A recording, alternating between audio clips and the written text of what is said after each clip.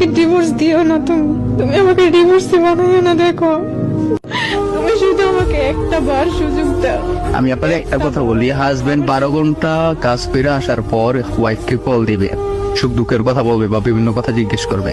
ওরে সন্ধ্যা 6টা বাজে আমি কল দিলে বলবে হ্যাঁ বলো কি হয়েছে, প্রথম শব্দটাই হচ্ছে ওর এটা। মনে হয় যে সারাদিন কাজ করছে, আমি সারাদিন বাসায় শুয়েছিলাম। আমি বলে এইভাবে কথা বলো, ভালো করে কথা বলো, কথার ভাষা এতটা খারাপ হবে আপনাদের সামনে বলতে চাইতেছি না। তারপরে 6টার পরই আর ঘুমাইসা পরে 6টার পরই আমি ঘুমাই যাবো বলে ডাটা ফট করে বন্ধ করে, আমি যদি বেশি কথা বলি, কথা বলতে দেরি আছে, আমার ব্লক দিতে দেরি নাই, কারণ আমি বিদেশে আমি কিছু করতে পারবো না। এমন অবস্থা হয়ে গেছিল যে আমি এই দেশে মারা যাবো, এমন একটা অবস্থা। তারপর তো আছে এই ছোট ভাইয়ের সাথে তো এই কাহিনী করছে।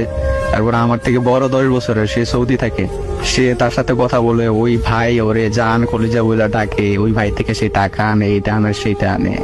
আমার কথা হচ্ছে, তোর সাথে যদি একটা ছেলের রিলেশন না থাকে, ছোট ভাই তোর কিভাবে আমার বলে বউ কেমন আছো, তুই নাস্তা করছো নি তুমি, বড় ভাই কিভাবে বলে জান সোনা কলিজা? আমি কি বোকা? আমি তো বোকা না, আমি তো এই যেমন একটা ছেলে।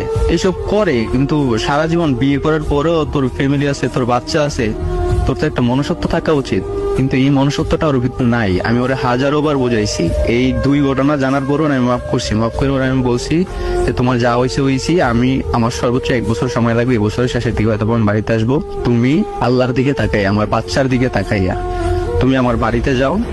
আমি আসার আগ পর্যন্ত তুমি আমার বাড়ি থেকে যাও না, আর যদি আমি আসার আগ পর্যন্ত তুমি আমার বাড়ির থেকে তোমার বাপের বাড়িতে যাও, তাহলে কিন্তু তোমার আমি ছেড়ে দিবো। আমার কি বলে, তুমি যদি আমার ছাইরাও তো এটা আমার পক্ষে সম্ভব না।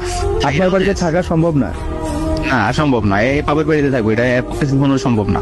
বাবার বাসায় গেছে আবার, ওরা আমি অনেক রিকোয়েস্ট করে ওর হাতে পায়ে ধইরা, বউ সোনার লক্ষ্মী, ওরা আমি ভালোবাসা দিয়েও আমার কাছে রাখার চেষ্টা করছি, ভয় দেখেও রাখার চেষ্টা করছি।